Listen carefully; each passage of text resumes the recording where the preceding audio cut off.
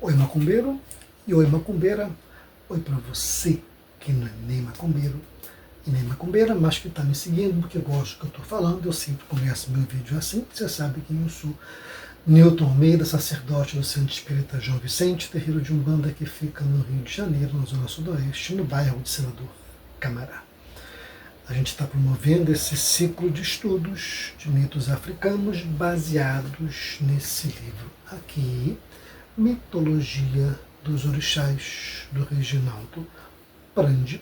O mito de hoje é mais um mito sobre Logum Edé. Já falamos sobre Erinlé, que é o pai de Logum Edé, que vai aparecer aqui, o cardzinho. Já fizemos um estudo sobre Logum Edé, que também vai aparecer aqui. Mais um cardzinho, e Logum Edé é o orixá do autoconhecimento. E esse vídeo de hoje eu tenho certeza que você vai gostar. Mas antes de falar do mito, o Cambono vai tocar a nossa vinheta. Cambono, toca a vinheta, por favor.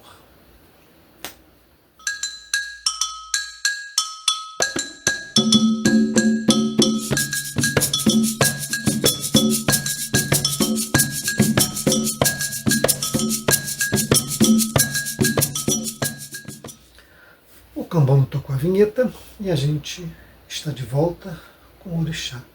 Logum Edé é o orixá do conhecimento, ele não é só mais um caçador no panteão africano, ele tem uma energia própria, ele não é só filho de Oxum, de Oxóssi, tudo isso eu espero que você já tenha visto nos vídeos anteriores, tá bom?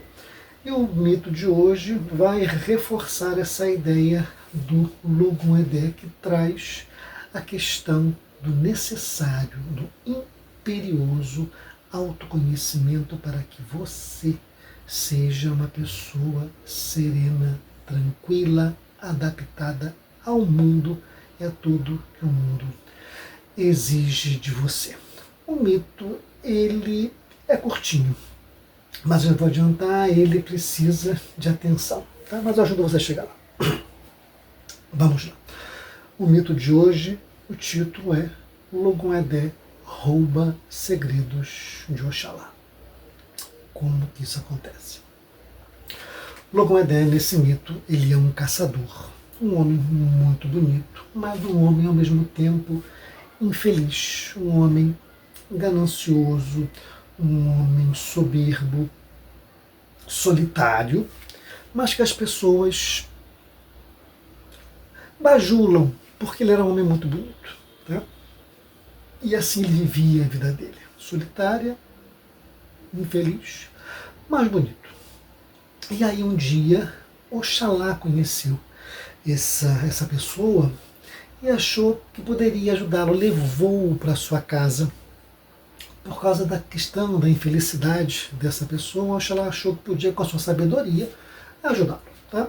Levou o jovem para sua casa, lhe deu companhia, lhe ensinou muita coisa, compartilhou alguns segredos com ele, mas o jovem era bastante ganancioso e lá um belo dia que Oxalá se distraiu, deixou alguns segredos à mostra, ele roubou aqueles segredos de Oxalá, botou na bolsinha que ele tinha, lembra do bornel que ele tinha lá no vídeo passado, e se pirulitou, tá?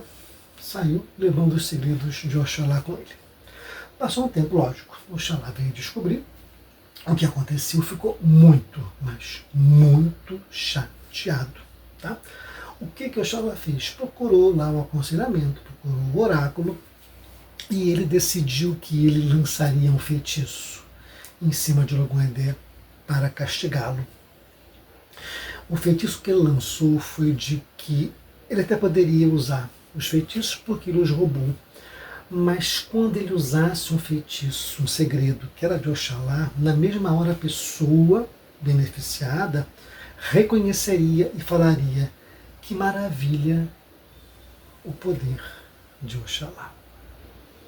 Então toda vez que ele realizasse alguma coisa para alguém que fosse como o segredo de Oxalá, a pessoa reconheceria e automaticamente falaria: que maravilha o poder de Oxalá. Tá? Isso para uma pessoa que era vaidosa seria o fim.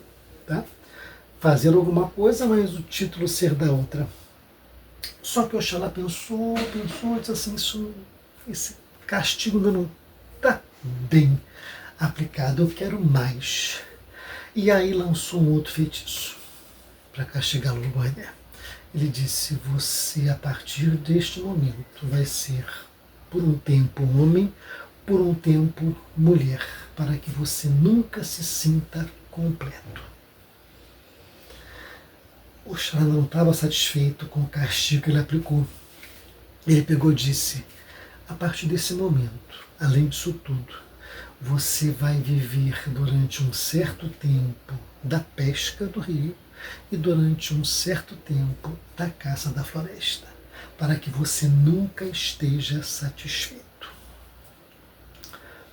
Oxalá não se sentiu ainda satisfeito com esse castigo aplicado e disse: você precisa sentir essa insatisfação e essa falta de ser completo para a eternidade. A partir desse momento, eu te transformo num orixá, numa divindade, num ser imortal. Então ele carregaria aquela sensação para sempre.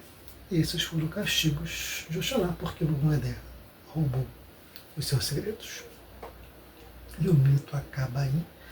E a gente fica de boca aberta. Que diacho de mito é esse? Que Oxalá é esse? Um orixá da pureza, da bondade, da paz, tão vingativo. O que é isso? E que Logoedé é esse também? Outra divindade aí, roubando o segredo do outro. Lembrando então, pessoal, o mito não tem compromisso com a realidade. Essa história não precisa ser uma história que aconteceu de verdade. Os mitos são conteúdos do inconsciente que vão subindo lá das profundezas até chegar na consciência. E nesse caminho eles passam por várias barreiras da repressão, barreira da civilização, enfim. E eles chegam meio que fantasiados na consciência, mas eles sempre têm uma mensagem por trás. E o nosso papel é buscar desvendar, tirar, né, o que está por trás da imagem e trazer para o nosso ensinamento. E é isso que a gente vai fazer agora. Esse mito, para ser melhor entendido, tem que começar pelo final, para depois chegar lá no âmago de Logoedé e de Oxalá. Tá?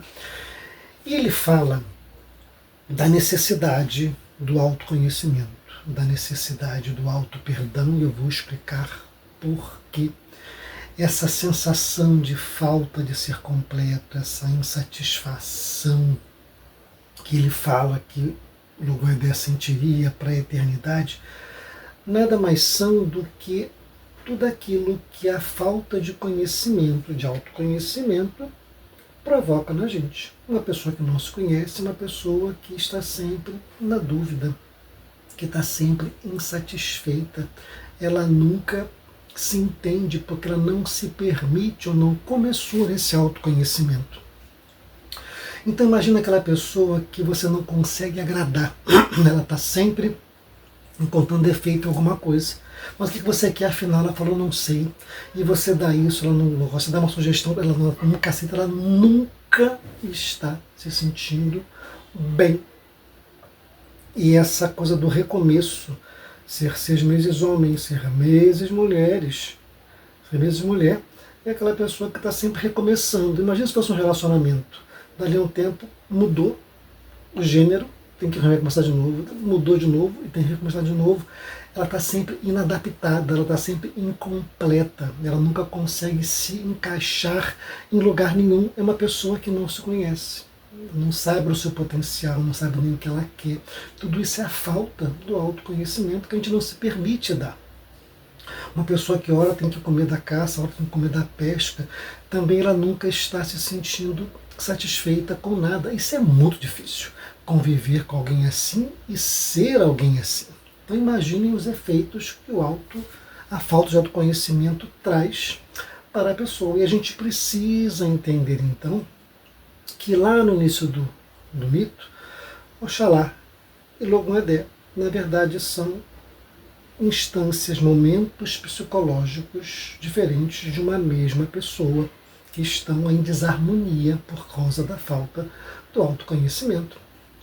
Oxalá é o eu atual, aquele que tem todas a memória das existências, do que passou nessa vida, né, do passado, do presente, do que está indo para o futuro. Ele é essa soma. E Logomedé é aquela pessoa que habita dentro de nós, mas que a gente não conhece muito, não aceita muito e procura sufocar. Pode ser aquela criança ferida que você não deixou crescer. Pode ser aquele adolescente incompreendido que ainda não encontrou um momento para se entender, para expressar as suas necessidades. São as nossas inseguranças, são as nossas sombras que aparecem como autodefesa na forma de orgulho, de prepotência, de carência, de necessidade de atenção e que a gente procura abafar. É o ego inexperiente que a gente nem conhece, que às vezes toma atitudes que a gente se arrepende e a gente começa a se siliciar, se maltratar por não se conhecer e pela incapacidade de se perdoar. São aqueles castigos que o Oxalá, o eu atual, impõe ao eu que ele quer sufocar. Então esse Oxalá, nós, o eu atual, precisamos acolher, perdoar esse Logomedé, que é o eu que a gente não conhece, que também não quer deixar que os outros conheçam, porque nós também nos conhecemos, acolhê-lo, integrá-lo à personalidade, reconhecer todas essas faces que a gente tem que precisam ser reconhecidas para integrar, para que a gente então possa seguir adiante. Auto-perdão é importante. É importante perdoar ao longo da vida? Se faz necessário, mas também perdão para a gente. Tudo que a gente quer botar embaixo do tapete, que não permite, vai ter que olhar para aquele conteúdo, sim, e harmonizar. É isso que esse mito está falando, os efeitos nocivos que a falta de autoconhecimento traz. E a Logomedé que proporciona o autoconhecimento, a Logomedé que te dá a capacidade de escolher com consciência o que é bom para você, o que é justo para você, o que se adequa para você e não viver a expectativa do outro. Pensa nisso, que Logomedé nos abençoe. Tchau, até o próximo mito.